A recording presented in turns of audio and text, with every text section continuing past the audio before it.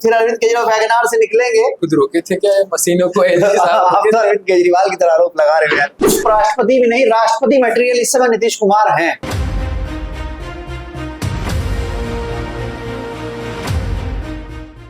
नमस्कार, मेरा नाम है गौरव पाल और आप देख रहे हैं भारत लोक।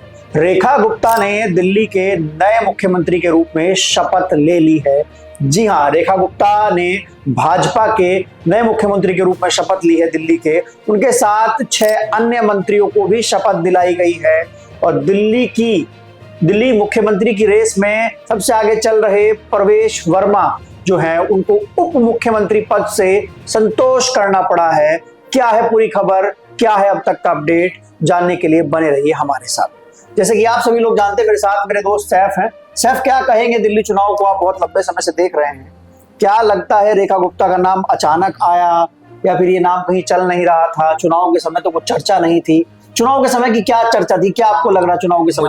हम लोग तो चुनाव में, दिल्ली के चुनाव में देख रहे थे कि बीजेपी की ओर से सबसे ज्यादा अगर कोई फाइट कर रहा था तो केजरीवाल के सीट पे प्रवेश वर्मा जी थे वहां पे।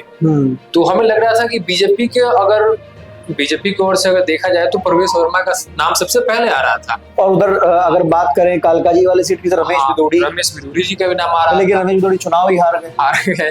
तो वही बीजेपी ने पता नहीं रेखा जी को अचानक से कैसे ला दिया सामने, वो भी दिल्ली के 5 सालों के लिए। देखो, ऐसा है कि अचानक कोई सामने नहीं आता है। हर किसी की एक पॉलिटिकल एक रास्ता होता है जो तय होके आता है। और बीजेपी हर बार अपने नामों से चौंकाती है। एक बात मैं तुमको बताता हूँ, लिख के देता हूँ कि जिसके भी नाम की चर्चा भाजपा के चुनाव जीतने के बाद मुख्यमंत्री बनने की होती है ना, वो मुख्यमंत्री नहीं बनता है। अगर तुम्हारा नाम मीडिया में उछल गया है, तुम्हारे नाम की चर्चा हो रही है, तो तुम मुख्यमंत्री नहीं बन पाओगे। ये बीजेपी हर बार जो है वो चौंकाती है। देखो, बीजेपी का चुनाव लड़ने का तरीका तुमको पता है कैसा है? तुम कभी कांग्रेस का और बाकी पार्टियों का चुनाव लड़ने का तरीका देखना कि कांग्रेस जब किसी स्टेट में चुनाव लड़ती है तो दिल्ली में तो उस तरीके से दिखाई नहीं दिया, लेकिन अगर फिर भी देखा जाए तो उनका एक लीडर होता है, स्टेट का एक लीडर वो मान के चुनाव लड़ती है। मतलब पहले से वो फेस बन जाता है और कहीं ना कहीं कांग्रेस को ये नुकसान करता है। हरियाणा में हुड्डा फेस बन गए, मध्य प्रदेश में कमलनाथ फेस बन गए, है ना? तो बीजेपी में तो मोदी फेस है। आप ये बीजेपी मोदी, देखो, मोदी और राहुल गांधी केंद्र के लेवल पर लड़ रहे हैं। बीजेपी जो है वो क्या करती है, वो शुरुआत से ही किसी का नाम सामने नहीं करती, पीएम के फेस पर चुनाव लड़ती है। है ना? अगर वो किसी का नाम सामने कर देगी तो पार्टी में गुटबाजी हो जाती है। ये भी हो सकता है ना? पार्टी में गुटबाजी हो जाती है। तो ऐसे में बीजेपी जो है वो मैंने देखा है, बीजेपी अगर नगर पार्षद का चुनाव भी लड़ेगी तो भी मोदी के नाम पे लड़ेगी, प्रधानमंत्री का चुनाव भी लड़ेगी तो मोदी के नाम पे लड़ेगी। तो ये संगठन, उनका संगठनात्मक जो तरीका है वो ये है। और कई लोगों के नाम चल रहे थे, मुझे तो लग रहा था महेंद्र सिंह सिरसा भी बन सकते हैं, जिन्होंने मंत्री पद की शपथ ली है, क्योंकि महेंद्र सिंह सिरसा बहुत करीबी बताए जाते हैं नरेंद्र मोदी के, और एक सरदार भी है, सिख है, पंजाब से आते हैं। तो 2027 में पंजाब को साधने के लिए बीजेपी कुछ कर सकती थी, लेकिन नहीं बने। लेकिन एक बात और बताइए, प्रवेश और नाम आ रहा था मनोज तिवारी। तो मनोज, आप बिहार के हैं तो आप बता सकते हैं कि जैसे पूर्वांचलियों को और बिहार के लोगों को साधने के लिए अब मनोज तिवारी को आगे ला सकते हैं, जो बिहार में चुनाव भी है। तो आपको क्या मनोज तिवारी को बनाना चाहिए? अगर मनोज तिवारी को बनाते तो क्या बिहार में मनोज तिवारी मुख्यमंत्री पद के लिए नहीं कर पाएंगे? उनके आजकल हम जो भाषण देखते हैं कुछ वायरल होता है, मतलब नहीं। अरे पास तो हर किसी का होता है। मैं आपको एक बात बताता हूँ, सिंपल सी बात है कि अगर मनोज तिवारी को दिल्ली में सीएम बनाती है बीजेपी, तो क्या उसका असर बिहार में पड़ेगा? थोड़ा सा जरूर पड़ेगा। क्या असर पड़ेगा? क्योंकि वो तो बिहार से काफी बार वो आए, तो यहाँ बिहार के रहने वाले हैं और वो मूवी भी बहुत सारे भोजपुरी में बनाए हैं। नहीं, मेरा मानना ये है कि अगर बीजेपी को लगता कि मनोज तिवारी को सीएम बनाने से बिहार में फर्क पड़ेगा तो वो बनाती, लेकिन बीजेपी से बिहार में मजबूत है, वहां पे उनको किसी की जरूरत ही नहीं है। हाँ, वो तो है ना? वहां पे उनको किसी की जरूरत ही नहीं है, मेरा मानना ये है। लेकिन रेखा गुप्ता, अगर हम रेखा गुप्ता की बात करें तो रेखा गुप्ता ने डीयू से अपनी पॉलिटिक्स की शुरुआत की। एबीवीपी में वो छात्र संघ का चुनाव लड़ी और डीयू से प्रेसिडेंट भी रही। उसके बाद फिर रेखा गुप्ता पार्षद थी। उसके बाद फिर 2 बार चुनाव हारी, 15 और 20 में। पहली बार विधायक बन के आई, हर चुनाव जीती है। आप जानते हो बिहार में मतलब दिल्ली में कितनी महिला मुख्यमंत्री रही है? पहले तो सुषमा स्वराज बीजेपी की। हाँ, उसके बाद दूसरे नंबर पे हम कांग्रेस की देख लें, शीला दीक्षित थी। अभी आम आदमी पार्टी की आतिशी थी, ये चौथी। फिर बीजेपी की। अच्छा, नहीं तो ऐसा बांसुरी स्वराज का भी नाम चल रहा था, कुछ लोग बोल रहे थे कि बांसुरी स्वराज को भी बनाया जा सकता है। वो भी मुख्यमंत्री की बेटी है। वो भी मतलब सुषमा स्वराज की बेटी है, सुषमा स्वराज की लेगेसी को आगे कैरी फॉरवर्ड कर रही है। अच्छा, एक सवाल मेरा और रहेगा आपसे, दिल्ली पे राज करने वाली पहली महिला कौन थी? दिल्ली पे सुषमा स्वराज तो नहीं के मतलब हम जहाँ तक पढ़े हैं तो वही दिखती है मुझे। तो दिल्ली पे राज करने वाली पहली महिला थी रजिया सुल्तान। अच्छा, इल्तुतमिश की बेटी जो थी, और जो रजिया सुल्तान थी वो दिल्ली पे राज करने वाली पहली महिला थी, और उनको 4 साल के लिए वो दिल्ली की सुल्तान बनी थी, और वो जब सल्तनत काल चल रहा था तो पहली सुल्तान थी रजिया सुल्तान। अच्छा, आपको क्या लगता है, मैं आपसे एक सवाल पूछना चाहूंगा, शीश महल का क्या होने वाला है? शीश महल का वही होने वाला है कि अब मुझे नहीं लगता कि बीजेपी का कोई भी जो मुख्यमंत्री रेखा जी बनी हो तो रहेगी, नहीं रहेगी। मुझे जहां तक लगता है वो या तो एक मुद्दा बनाकर वो पेश करना चाहते हैं आम आदमी पार्टी के सामने, उनका वो मुद्दा बहुत बड़ा मुद्दा रहेगा। शीश महल में ना रहकर बार बार घेराव करेंगे उस मुद्दे पर शीश महल, इसलिए मुझे लगता है कि वो ऐसे बुलडोजर चलेगा, बाबा वाला बुलडोजर शीश महल अभी चलेगा नहीं। अगर चल जाएगा तो फिर उनका मुद्दा खत्म हो जाएगा ना शीश महल वाला। वो दिखेगा, लोगों को दिखाएंगे। एक चीज और देखी आपने, एक चीज और देखी कि दिल्ली यमुना की सफाई 5 साल से 10 साल से नहीं हो रही थी, केजरीवाल के हाथे सरकार नहीं बनी थी, वो सफाई करने वाली मशीन यमुना में पहुंच गई साफ करने के लिए। तो मुझे तो लग रहा था बीजेपी वाले खुद रोके थे क्या मशीनों को? आप तो केजरीवाल की तरह आरोप लगा रहे हैं कि रोके थे। हाँ, मतलब उसमें एनजीटी का कुछ मामला था, और बताया जाता कि मतलब उसको ऐसे पेश किया गया कि दिल्ली सरकार की ओर से रोक लगाई गई थी और उस मशीन ने यमुना की सफाई करनी शुरू कर दी है। लेकिन मैं आपको एक चीज और बताऊं, अब यमुना की सफाई के लिए भाजपा किसको जिम्मेदार ठहराएगी? किसको ठहराएगी बताओ? वो आम आदमी पार्टी को ठहराएगी, एमसीडी को ठहराएगी। अब आम आदमी पार्टी एमसीडी को जिम्मेदार ठहराया जाएगा, जहां तक मुझे लग रहा है। लेकिन शीश महल के मुद्दे को लेकर बात करूं तो मेरा मानना यह है कि बीजेपी शीश महल को और बड़ा मुद्दा बनाएंगे। बीजेपी एक साल 2027 में जब तक चुनाव नहीं हो जाता पंजाब में, क्योंकि वहां पर आम आदमी पार्टी की सरकार है, और बीजेपी किसी भी तरीके से पंजाब में घुसना चाहती है। अब उसके लिए वो चाहे कोई भी सोशल इंजीनियरिंग करे, अकालियों के साथ फिर से गठबंधन करे, है ना, और कुछ भी करेगी, वो वहां पर घुसना चाहेगी, तो वो दिल्ली में एक मॉडल बना के पेश करेगी और उसको फिर कंपेयर कराएगी पंजाब की सरकार से, आम आदमी पार्टी की सरकार से। और रही बात जो इंद्रराज जो है, रविंद्र इंद्रराज जो है, जो कि बवाना से जीते हैं, जिनको दलित है मंत्री बने, कपिल मिश्रा ने मंत्री पद की शपथ ली, और कपिल मिश्रा मंत्री पद की शपथ लिए हैं, आशीष सूद मंत्री पद की शपथ लिए हैं, तो कहीं ना कहीं ब्राह्मण भी है, दलित भी लिया है, सिख भी है, इसमें सिख भी है, जाट भी है, और कौन बचते हैं? मुसलमान भी है। मुस्लिम तो नहीं होगा, बीजेपी मुस्लिम मंत्री है, बीजेपी विधायक है कोई मुस्लिम? नहीं, ये तो कोई मंत्री नहीं बना सकते। अरे तो कैसे बनाएंगे यार भाई, राज्य दर्जा प्राप्त बना सकते हैं। देखिए, बीजेपी की पॉलिटिक्स अलग है। बीजेपी का जो गेम है वो बाइपोलर गेम होता है। उसको फायदा इसी में है कि उसको मुसलमानों का वोट नहीं मिल रहा है। अगर बीजेपी को मुसलमानों का वोट मिलना शुरू हो जाए तो बीजेपी को नुकसान होने लगेगा, अच्छा है ना, फिर चुनाव पोलर नहीं रहेगा।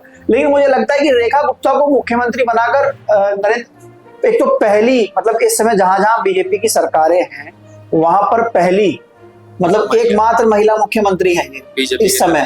हाँ, और क्योंकि बीते दिनों साल भर पहले जब 33% महिला रिजर्वेशन का बिल पेश किया गया तो एक बड़ा ये भी लगता था बीजेपी के ऊपर आरोप कि किसी महिला को मुख्यमंत्री नहीं बना रहे हैं, महिला विरोधी हैं, संघ से चलता है, संघ महिला विरोधी है। तो बीजेपी ने एक एग्जाम्पल और आरएसएस ने ये सेट किया कि ये प्रोजेक्ट किया कि रेखा गुप्ता संघ के थ्रू आई है, संघ ने इनका नाम प्रोजेक्ट किया है। कल अमित शाह संघ के दफ्तर गए थे, वहां से इनका नाम प्रोजेक्ट किया और संघ ने एक महिला को मुख्यमंत्री बनाया। तो एक छवि ये भी बनाई गई यहाँ से। और दूसरा, बात की जाए अगर महिला मुख्यमंत्रियों की, तो इस समय ममता बनर्जी महिला मुख्यमंत्री हैं। इससे पहले अगर हम इतिहास में महिला मुख्यमंत्रियों की बात की जाए तो तमाम, जैसे मायावती रही हैं, और सुषमा स्वराज रही हैं, और आपका ये शीला दीक्षित रही हैं, और साउथ में वो क्या नाम, जयललिता रही हैं। तो ये तमाम महिला मुख्यमंत्री रही हैं। और इस देश में मैंने एक चीज देखी है, इस देश में जब जब कोई महिला मुख्यमंत्री बनती है तो वो अपने कार्यकाल की छाप जरूर छोड़ती है। जयललिता मुख्यमंत्री रही तो वो चर्चाओं में रहती है, मायावती मुख्यमंत्री है तो उनको माना जाता है कि आयरन लेडी कहा जाता है, देश की सबसे बड़ी लीडर कहा जाता है दलितों की, और महिला लीडर कहा जाता है। शीला दीक्षित का काम दिल्ली में तो वो सुषमा स्वराज और ममता बनर्जी को आप जानते ही हैं। आतिशी सिंह को समय कम मिला, मेरा मानना ये है, आखिरी के 2-3 महीने का समय मिला। 2-3 महीने में सीएम क्या कर सकता है? हाँ, और अच्छा आपको क्या लगता है कि क्या अभी अरविंद केजरीवाल बाउंस बैक करेंगे?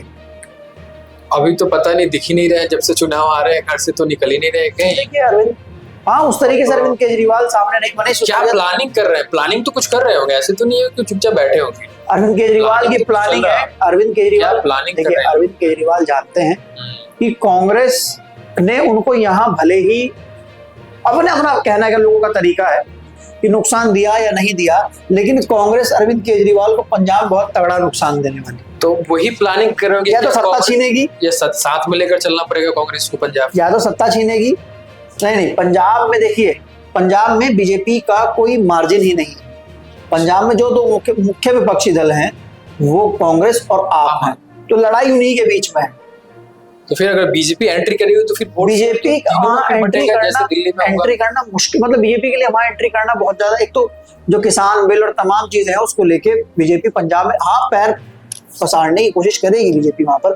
लेकिन मेरा मानना यह था कि बीजेपी अगर किसी दलित को मुख्यमंत्री बना देती दिल्ली में तो पंजाब को साध सकती। 30% दलित है पंजाब, सबसे बड़ी आबादी अगर कहीं पर दलितों की है तो पंजाब में है।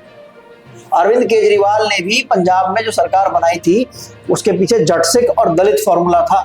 बाबा साहब अम्बेडकर की फोटो लगाकर उन्होंने दलितों से वोट मांगा, और भगत सिंह की फोटो लगाकर भगवंत मान को आगे पेश कर जट सिखों से वोट मांगा, और जो मुख्य जो दलित वोटर था वो डिप्टी सीएम के नाम पर भी गया, है ना। तो इससे पहले भी अरविंद केजरीवाल बढ़िया मुख्यमंत्री थे दिल्ली में, अब रेखा गुप्ता बढ़िया मुख्यमंत्री है।